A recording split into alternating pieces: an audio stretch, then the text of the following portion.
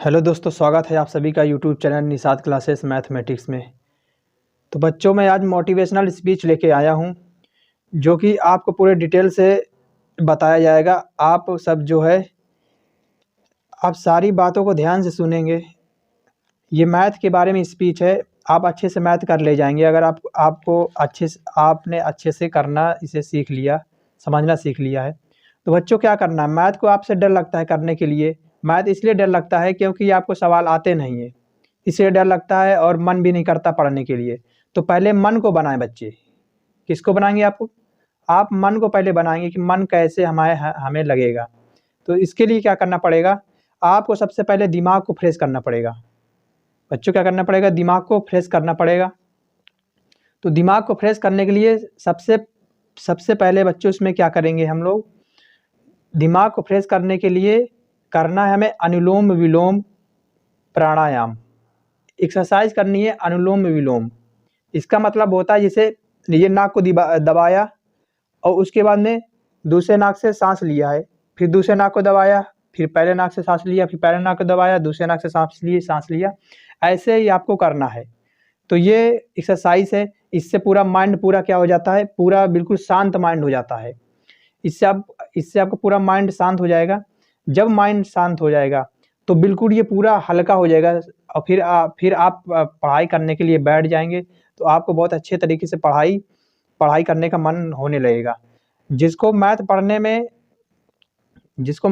में मन ना लगे, जिसको मैथ पढ़ने में मन ना लगे वो इसी तरह करेगा।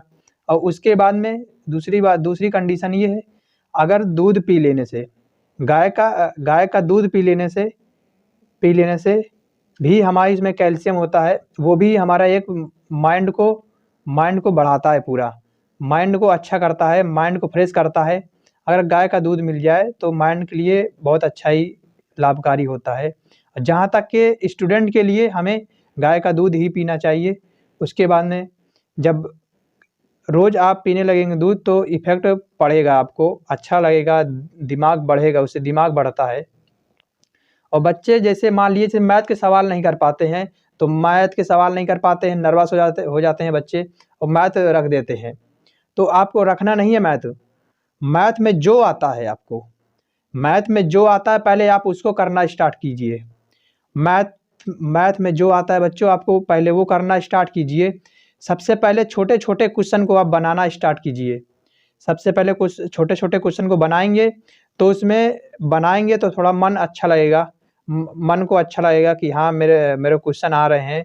अब जब आप बड़े बड़े क्वेश्चन बनाने लगेंगे डायरेक्ट, तो आपका मन नहीं करेगा बनाने का। उसके बाद में आप कॉपी किताब को क्या कर देंगे बच्चों, रख देंगे, आप मन नहीं लगेगा। तो पहले मन को क्या मनाना है, मन को एकाग्र करना है। एकाग्र करने के लिए क्या करना है, एकाग्र करने के लिए मन को बच्चों क्या करना है, जो छोटे छोटे क्वेश्चन को उसको क्या करना है बच्चों, बनाना है। जब छोटे छोटे क्वेश्चन बनने लगेंगे, ज़्यादा समय तक बनने लगेंगे, उसके बाद में बड़े बड़े क्वेश्चन को बच्चों उसको उठाएंगे। तो बड़े बड़े क्वेश्चन भी हमारे मन से ही बनने लगेंगे। जब मेरा मन खुश हो जाएगा, जब मन खुश हो जाएगा तो फिर बाद में वो बड़े बड़े क्वेश्चन को भी सॉल्व कर देता है दिमाग। और वो टेंशन जो रहता है, टेंशन नहीं लेना है आपको, टेंशन नहीं लेना है। एकांत जगह पर आपको बैठ जाना है और एकांत जगह पर ही आपको पढ़ना है। और रोज उसी स्थान पर ही आपको पढ़ना है जिस स्थान पर आपने पढ़ाई किया है। तो ऐसा स्थान आपको पहले से चॉइस करके रखना पड़ेगा कि जिस स्थान पर पढ़ना है तो वहाँ पर पर डे रोज डेली पढ़ना है। और पढ़ने के लिए बच्चों क्या करना है, आप कुछ भी पढ़िए, रोज डेली पढ़ना है आपको। और खास बात मैथ के लिए यही उपचार है। सबसे पहले बच्चों, पहले मैथ में आपको ये चॉइस करना है कि सबसे ज़्यादा पहले कौन सी एक्सरसाइज क्या आता है। सबसे पहले मैथ में सबसे ज़्यादा क्या आता है आपको कि मन आपका खुशी हो जाए, कि अच्छा लगने लगे, मैथ के सवाल सारे अच्छे लगने लगें। सबसे पहले जो सवाल अच्छे आपको लगते हैं मैथ में, जौन सा चैप्टर, जौन सी एक्सरसाइज आपको पहले आता है, पहले आप छोटे छोटे जो उसकी मतलब सवाल होते हैं, पहले आपको उसको क्या करना, हल करना पड़ेगा। आपको हल करते करते फिर मन खुश होने लगता है कि अरे यार मैं ये कर ले रहा हूँ, मैं छोटे छोटे सवाल को कर ले रहा हूँ, तो क्यों ना मैं बड़े बड़े सवाल को ही कर लूँगा। तो वो धीमे धीमे आपको क्या करना है, वो आप धीमे धीमे सवाल को पढ़ करते जाएंगे और बढ़ते जाएंगे। जब आपके सवाल बड़े बड़े होते जाएंगे तो वो एक एक वो हो जाएगा, आपका एक एक्सपीरियंस हो जाएगा। आप लंबे समय तक अपना काम होने लगता है। तो इसलिए क्या करना है, आपको सवाल करना है। जैसे मान लिया मैंने अपना मतलब मेरा मैथ कैसे तेज हुआ है, मैं अपना बात बता रहा हूँ।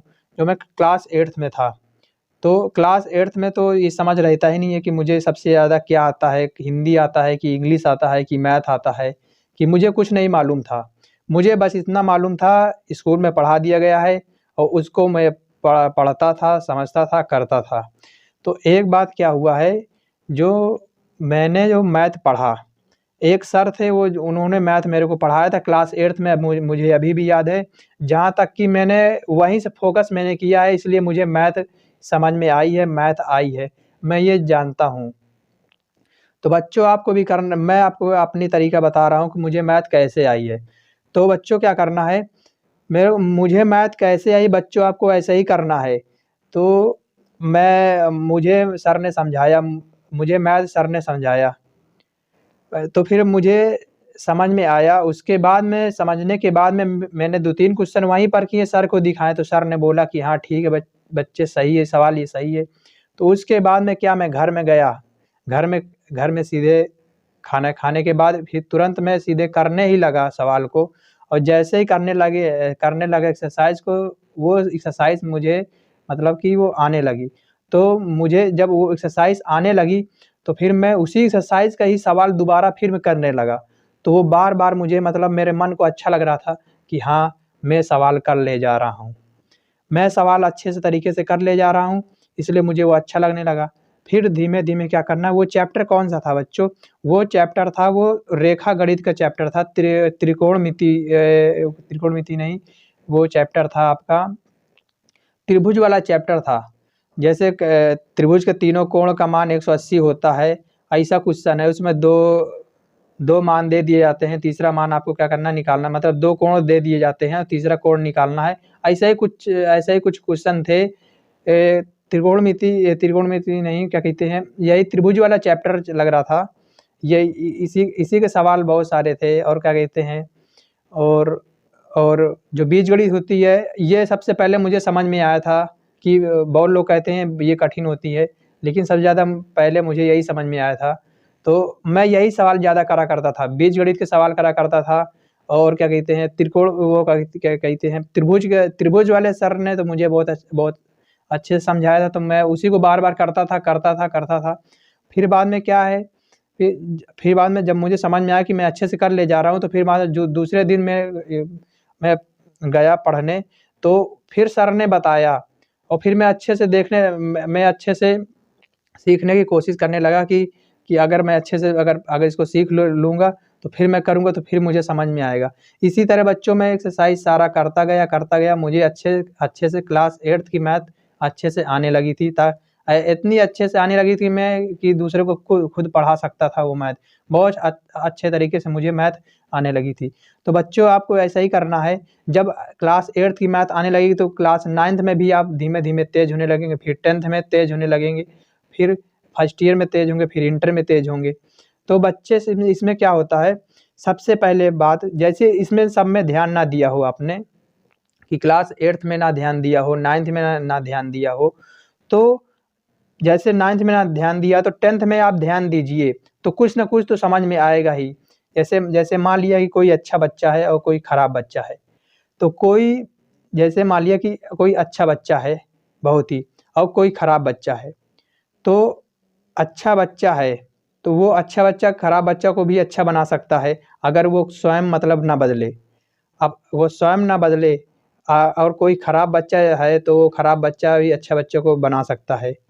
खराब खराब बच्चा है, तो अच्छे बच्चे को खराब बना सकता है।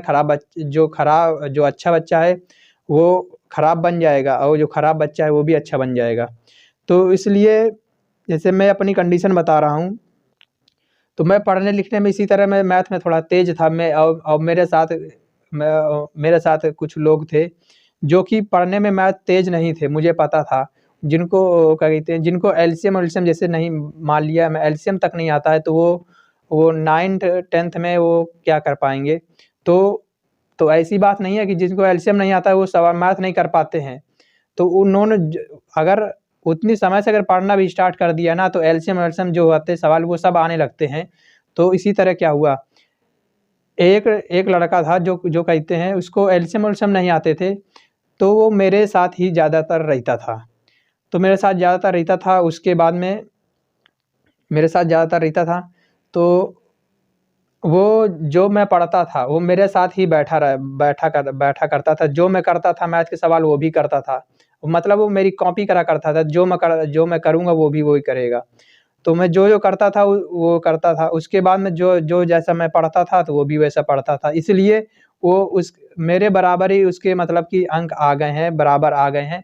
तो मैथ में ऐसे होता है, कॉपी करना किसी का, कोई अच्छा पढ़ा रहा है, कोई अच्छा दोस्त है तो उसी के साथ रहना है, तो उसी के साथ कॉपी करना है, तो वो उसको भी अच्छे से मतलब कि उसको भी अच्छा से आने लगेगा। तो जो मतलब जो अच्छे दोस्त नहीं है उनके साथ नहीं रहना है, जो पढ़ने लिखने वाले दोस्त है उनके साथ में रहना, वो बहुत इफ़ेक्ट पड़ता है।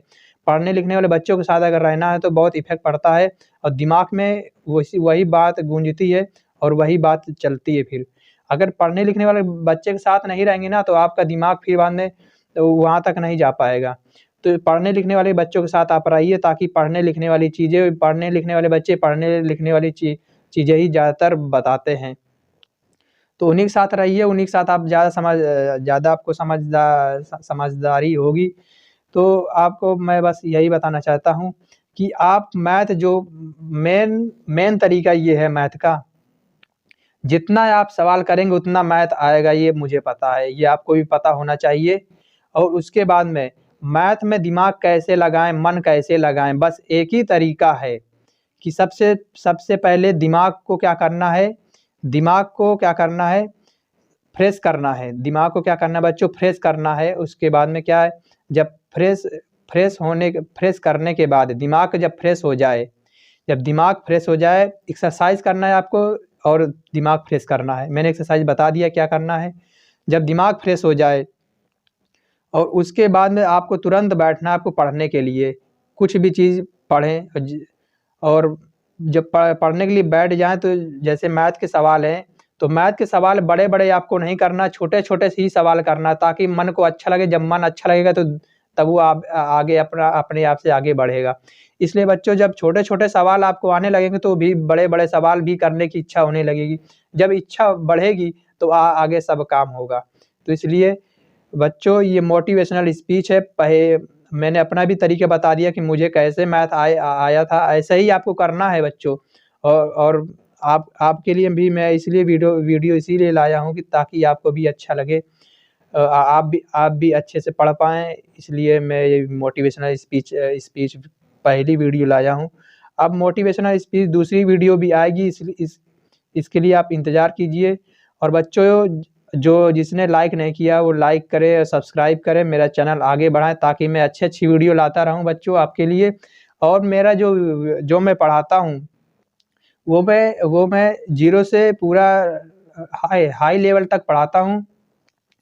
तो बच्चों मेरा वीडियो पूरा देखिए और वीडियो देखने के बाद में उसको कॉपी में बनाइए। क्वेश्चन जो समझ में नहीं आ रहा है उसको दिमाग लगाइए, उसको समझिए। और फिर बाद में क्या करना है आपको, उसी जब आपको समझ नहीं आए तो फिर बाद में उसको रख दीजिए। ज़्यादा फोकस नहीं करना। फिर कुछ देर के बाद आपको फिर उसको सॉल्व करना है, ताकि आपको वो समझ में आ जाए। और उसके बाद में क्या करना है, 1 घंटा आपको लगभग पढ़ना है। मैथ के लिए 1 घंटा 2 घंटा आप ज़्यादातर समय दे सकते हैं और इसके लिए मैथ आपको अच्छे से आने लगेगी बच्चों। तो ठीक है, बहुत अब नेक्स्ट वीडियो पर मिलते हैं हम लोग मोटिवेशनल स्पीच। तो आप हमारे वीडियो को जितना हो सके ज़्यादा से ज़्यादा तक हमारी वीडियो को शेयर कर दीजिए। ठीक है, बाय बाय, टेक केयर।